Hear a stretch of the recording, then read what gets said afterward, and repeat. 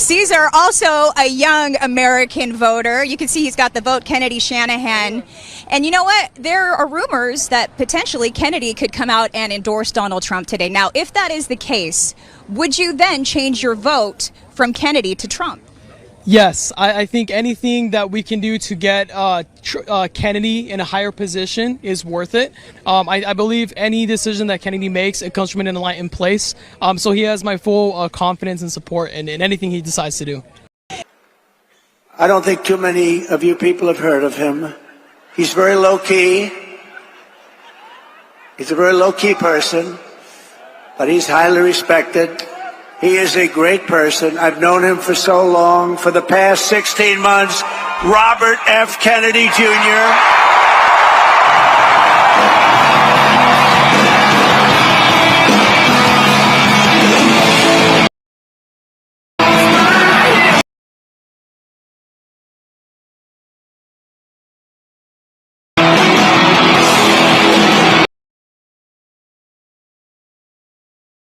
And I also want to salute Bobby's decades of work as an advocate for the health of our families and our children.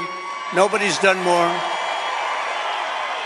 Millions and millions of Americans who want clean air, clean water, and a healthy nation have concerns about toxins in our environment and pesticides in our food. That's why today I'm repeating my pledge to establish a panel of top experts working with Bobby to investigate what is causing the decades-long increase in chronic health problems and childhood diseases, including autoimmune disorders, autism, obesity, infertility, and many more. We want every child in America to grow up and to live a long and healthy life. So I just... Don't you want healthy children? And don't you want the chemicals out of our food? And don't you want the regulatory agencies to be free from corporate corruption?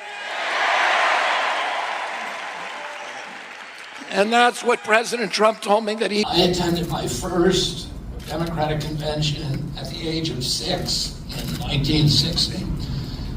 And back then, the Democrats were the champions of the Constitution, of civil rights.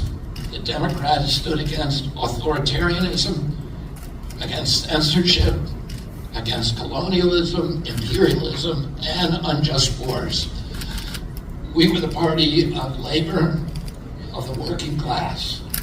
The Democrats were the party of government transparency and the champion of the environment. Our party was the bulwark against big money interests and corporate power. True to its name, it was the party of democracy. As you know, I left that party in October because it had departed so dramatically from the core values that I grew up with. It had become the party of war, censorship, corruption, big pharma, big tech, big ag, and big money. When it abandoned democracy by canceling the primary to conceal the cognitive decline of the sitting president, I left the party to run as an independent. The mainstream of American politics and journalism derided my decision. Conventional wisdom said that it would be impossible even to get on the ballot as an independent because each state poses an insurmountable tangle of arbitrary rules for collecting signatures. I would need over 1 million signatures, something no presidential candidate in history had ever achieved. And then I need a team of attorneys and millions of dollars to handle all the legal challenges from the DNC. The naysayers told us that we were climbing a glass version of Mount Impossible. So the first thing I want to tell you is that we proved them wrong. We did it because beneath the radar of mainstream media organs, we inspired a massive independent political movement. Boy, a deep state nightmare, you guys. The tide is going to turn, and it's already turning. As you can see, man, history We're living in the biggest history yet, you guys. You and I told y'all, man. The biggest history yet, man. Cheers. Cheers. But they've been unfair, man. The left, the Dems, they've been unfair. You know, to not just to you know, RFK, but to we the people. Liars, failures. Played it unfair, man. They betrayed this man. You know, this is a very powerful statement, man. To unite, come together. This is huge, you guys. But we're gonna get into these you know, these polls, the maps and stuff. But like I tell y'all, man, and right now you probably see that, you know, these new polls that are going to come out, they're already posting some now, of Trump ahead by this, things are tied here and here, or Trump's over here, you know, it's showing a landslide, this, that. Again, we can't trust the polls, you guys. We can't get complacent, and I believe it's going to be too big to rig. But we have to do our part, man. And we encourage everybody to go out and vote. Let me fix my mic. But you have to go out and vote, man. It's going to be too big to rig, you guys. Too big to rig. That's what I'm calling it. But we're going to check out this video that a couple of y'all already sent me. My emails are packed, man. My comments, the DMs, but the emails, you guys have been sending me amazing stuff. So we got another one coming from election time. I will leave the original link in the description box down below. But let's go and jump into this, you guys. Boy, oh boy. Robert F. Kennedy Jr. has officially dropped out of the 2024 election and endorsed Trump to become the 47th president. This is a huge blow to the Harris campaign, considering that Kennedy commanded 5 to 10 percentage points of the American electorate. And so in this video, we'll be taking a look at the 2024 electoral map as a result of RFK Jr.'s exit from the race. RFK Jr. really was a strong third-party candidate. He was polling at around 5% when he dropped out, and before that, when Biden was still in the race, there were many points in time when he was commanding 10% support. For a non-major party candidate, that is a pretty big deal, and so his endorsement is going to go pretty far in terms of helping Trump retake the presidency. We're going to start off by filling in the solid states on this map, and the list for Harris is going to shrink to an even shorter one. Solid states are ones where either candidate is going to win by 15 percentage points or more. The solid blue states for Harris, we have California, Hawaii, as well as Vermont, Massachusetts, Connecticut, Rhode Island, Maryland, the District of Columbia, and the 1st District of Maine. This gives her just 97 electoral votes. As for Trump, he's going to easily clinch Utah, Wyoming, Idaho, Montana, North and South Dakota, nearly all of Nebraska, along with Kansas, Oklahoma, Missouri, Arkansas, Louisiana, Mississippi, Alabama, Tennessee, Kentucky, Indiana, West Virginia, South Carolina, Alaska, and the 2nd District of Maine. And so with these safe states filled in, Trump takes an early lead with 126 electoral votes to the vice president's 97. Most people agree that RFK dropping out is going to help Trump more. According to Polymarket, there's a 71% chance that Trump is going to benefit the most, while there's a 34% chance that Harris is going to gain more in the polls as a result of Kennedy's exit.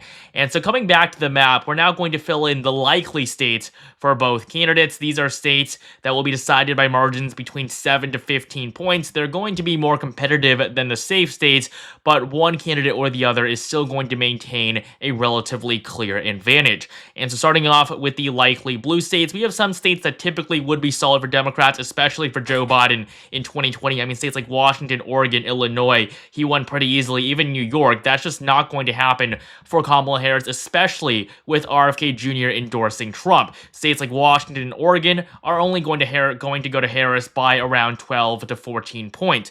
We also have Colorado. This state is probably going to be in the single-digit range advantage in terms of the margin that separates the two candidates. Joe Biden carried Colorado by 14 points 4 years ago. It's probably going to drop to at least 9 points this time around. Illinois will also not be safe for the vice president. And on the Northeast, we have New York, New Jersey, and even Joe Biden's home state of Delaware. New Jersey and Delaware simply aren't that blue of states fundamentally, and considering the Democrats' issues with Bob Menendez and his bribery scandal in New Jersey, that's not going to help them at all. New Jersey is going to be likely blue, and in New York, Kamala Harris is on track to being the first Democrat to win the Empire State by a non-solid margin since Michael Dukakis in 1988. And this will put Harris at... And like I told y'all, man, hear me out. There will be history made this election. I know we've seen a lot of history take place this 2024. It's been one time to be alive, but history will be made this election, and that's my prediction. It's really going to be too big to rig. That Trump is going to make history this election.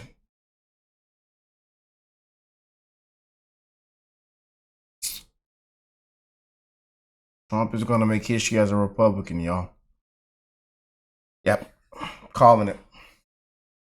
And again, you guys, I want to tell y'all, man, no matter what side you're on, I don't care if you're blue, red, in the middle, Democrat, Republican, we're wishing the best in all you guys' life, man. It's time for a change in leadership, man. Time to bring common sense back.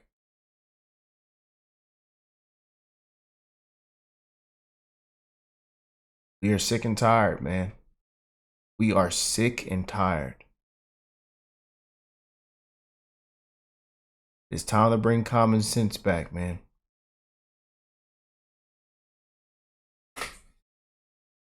$191 electoral votes. As for Trump, we have quite a few likely states as well that will make a pretty big impact on his electoral count. And in terms of the impact that Kennedy will have throughout the entire map, he was basically polling at around 5 to 10 points in every single state. He was pretty consistent, not like other third-party candidates of the past. For example, Evan McMullin in 2016 really only won votes from his home state of Utah. He won 21%.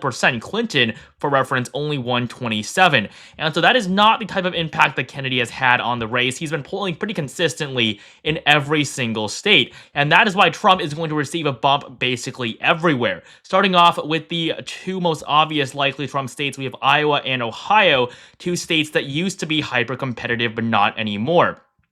Over the past few years, they've taken a gigantic shift to the right after Trump flipped them in 2016, winning both by nearly 10-point margins. He won them by nearly identical margins in 2020, and he's going to win them for a third time in a row this November. Iowa and Ohio are both going to be likely red, with Trump on track to winning it by just over a double-digit margin. Before we continue, only 12% of you guys are actually subscribed, so please take the time to subscribe right. Votes total from Texas and Florida. The Lone Star State has been Republican in every single election since 1980, and it's not going to flip this November under any circumstances. In 2020, Democrats poured hundreds of millions of dollars into advertising in the Lone Star State. They thought they could win Texas, but they still lost by 5.6%. Polling seriously underestimated Trump here. Trump was supposed to win by just 1 point. He won by 6 times that margin, and this November he's going to win by around a 10-point margin. Texas is going to be likely Republican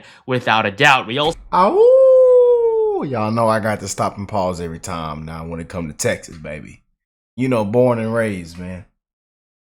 Born and raised. And where my Texans folks at, man? Where my historians at? Yeah, I know me, man. Houston, Texas, man. Mo City, baby. Born and raised, man. Yes, indeed, man. Old Texas. It's traffic every time, anytime you go out now.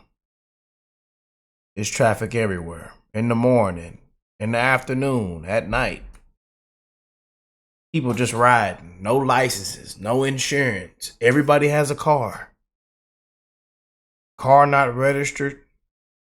Some of y'all ride around with no license plate. Nothing. Yeah. Yeah, but I tell you one thing though, there's a lot of hard workers in Texas, man. The sun is out, it's hot, people are sweating. Yeah, old sweet Texas, man. Hey, if you want to come to Texas, don't come. It's enough people here. I'm telling y'all, man, it be traffic anytime throughout the day, everywhere you go, man. And there's craters. I'm trying to figure out where's my tax dollar going to? What do we pay all this taxes for? What do we pay? This registration taxes. They charging fees. It's ridiculous. The roads are terrible. I'm telling y'all, it's not potholes.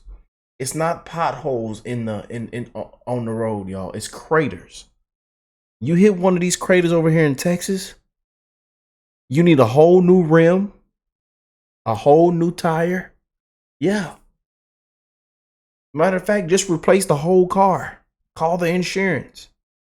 And then the insurance company don't want to cover nothing. Unbelievable. I got to get out of Texas, y'all. I ain't lying to you.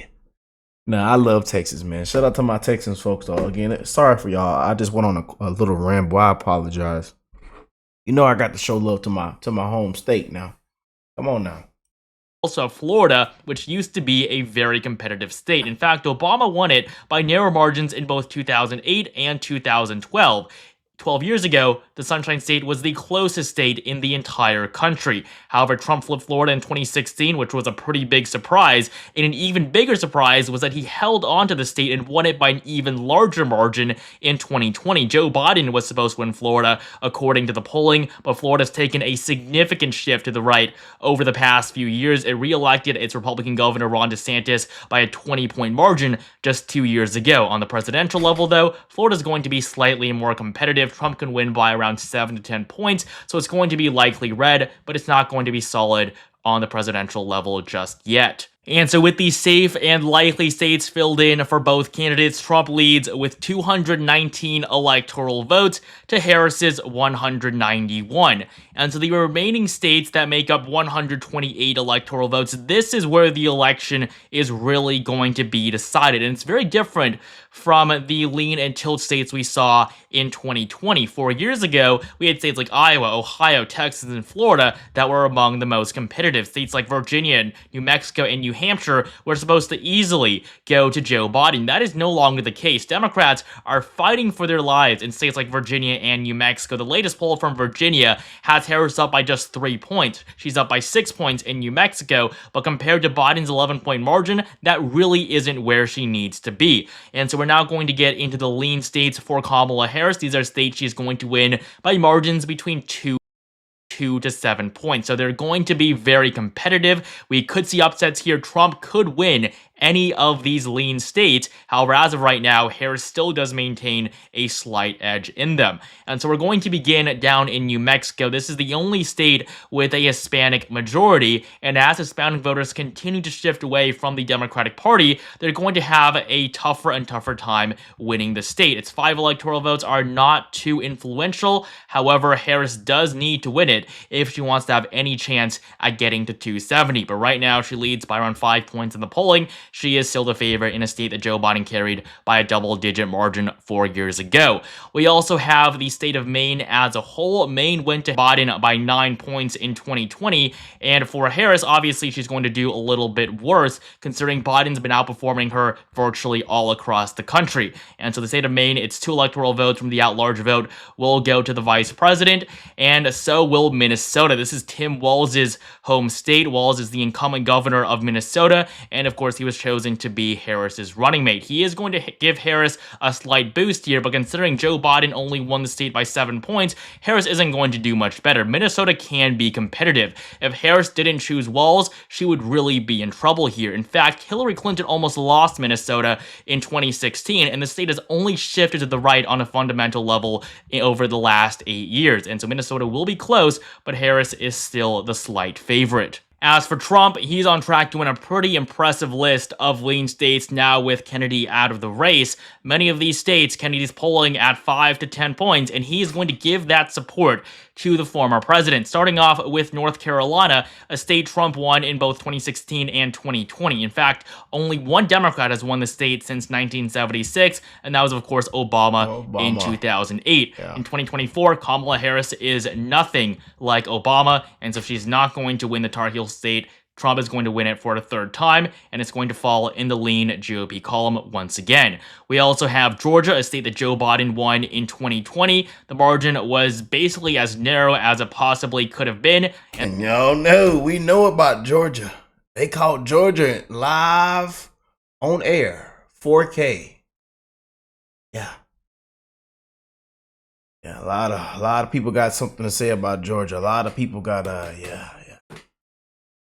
We can't go into full detail. We can't talk about it because we don't want to get in trouble. But yeah, old Georgia. We know about you, Georgia. Georgia. Them beautiful patriots know about you. Yeah, you ain't fooling us, Georgia. We knows what goes down in Georgia. And so it's really not going to take too much for Trump to win the state back this November. Georgia will also be lean Republican, with Harris not polling too well. She's behind in the polling average. Joe Biden was well ahead at this point in time 4 years ago. So Georgia will also be lean Republican.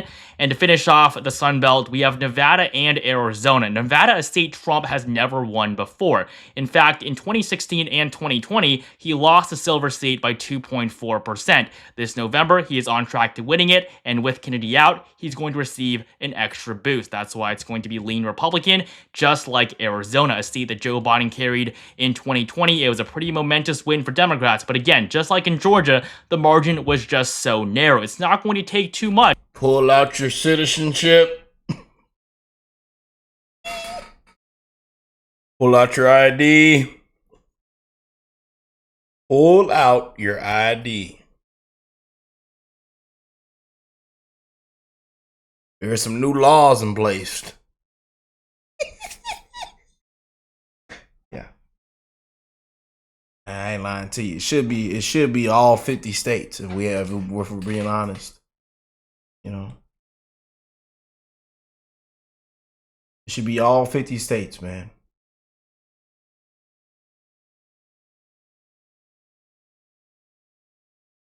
Just saying. Should be all 50 states, man.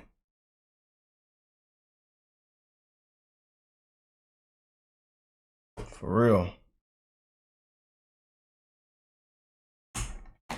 Pull out your ID. Pull out your citizenship. Much for Trump to be able to take the state back, especially considering that Joe Biden was performing much better 4 years ago than Harris is right now. And so finishing off the Sun Belt with Arizona, it's going to be another flip for Trump in another lean Republican state. We're now left with just a few states up in the Midwest and the Northeast, but we do have 2 more lean states for Trump to fill in. First off, Wisconsin, 10 electoral votes, a state that Kamala Harris cannot lose. Trump did better in 2016 in Wisconsin than Biden did in 2020 when he won the state back by a very narrow margin. Wisconsin has been consistently among the most competitive states in the entire country. However, with Kennedy out, Trump is going to receive a boost here as well, and considering that it is the most conservative out of the 3 upper Rust Belt states, it's going to be the first one to go. Trump is going to flip Wisconsin, just like Pennsylvania. The Keystone State is even more important to Kamala Harris because this really is a state. If Kamala Harris loses Pennsylvania, the election is essentially over. We know who's going to win. Pennsylvania's 19 electoral votes are just that important for the vice president. Trump already leads in the polling in Pennsylvania, and the boost he's going to get from Kennedy is really going to put him over the edge.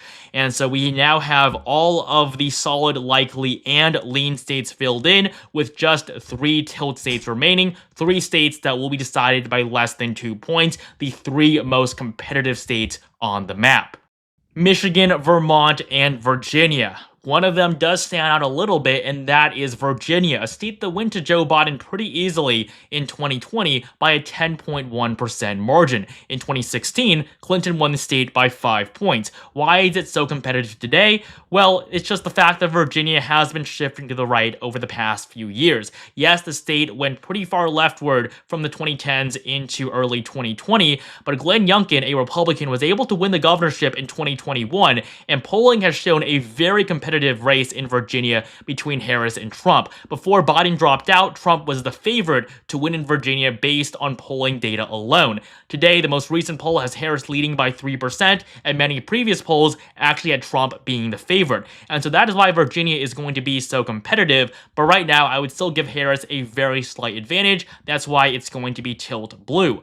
As for Trump, he's on track to winning up in New Hampshire, a state he almost won in 2016. The Granite State has not voted red in any election since 2000, but it could this November. Trump came within half a percentage point of securing victory here against Hillary Clinton just 8 years ago. It was very close. It was actually the second closest state of the entire election, even though nobody thought it was going to be that close. Harris is polling okay in the state, but it definitely will get competitive now that Kennedy is out. And the final state on the map we have is Michigan, 15 electoral votes from the Wolverine state. Detroit. Trump is the very narrow favor right now. He was able to win it back in 2016, and Wisconsin and Pennsylvania both go to the right. It's unlikely that Michigan is going to remain in the Harris column. We also have the 2nd District of Nebraska, which is going to be very, very competitive, and right now Trump is ever so slightly the favorite to win the district back, one that he won in 2016 but lost in 2020. And so with Robert F. Kennedy Jr. out of the race, Trump is going to receive a pretty big boost electorally. He is now on track to winning 317 electoral votes, while Harris trails with just 221, the worst Democratic performance since Michael Dukakis in 1988. Trump flips the entire Sun Belt, all of the Midwest, and even New Hampshire. Thank you guys so much for watching. Make sure you like, comment, and subscribe. Wow. Oh, man. Shout out to Election Time. Link will be in the description box down below. But again, you guys, can't get complacent, man. Get out and vote. You know, I'm sick and tired, man. I can't take another 16 years. You know, well, y'all, you know, I'm 24 years old, but you know, I can't take another Obama 4th term, 5th term. I can't. I'm sorry. We are in big trouble, man. You know, puppets. No common sense. The woke culture. Stay woke.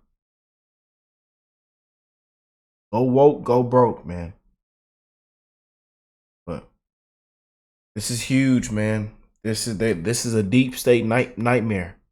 They are shaking and panicking out their shoes right now, shaking out their boots. But hey, the Democrat Party deserves everything, you know, they get for the way they treated this man. You know, the betrayal, you know, unfair. And I agree, man. Things have changed. Everybody can see it, man. And some people don't want to see it because you know they're most likely you know, Trump deranged. You know, they're all just focused about Trump, Trump, Trump. How can we beat Trump? We don't care about anything going on. We don't care about all the problems and issues. It's just how can we beat Trump? And it's sad that people have gotten to that point, man. You know, but once the media turns against you, a lot of people follow. A lot of people can't think for themselves. Cannot think for themselves, man. But we cannot get complacent, you guys. Go out and go vote. I love y'all. One love to we the people, one love to the human race. God bless you all and your families. And I will catch y'all in the next one. Peace and love, y'all.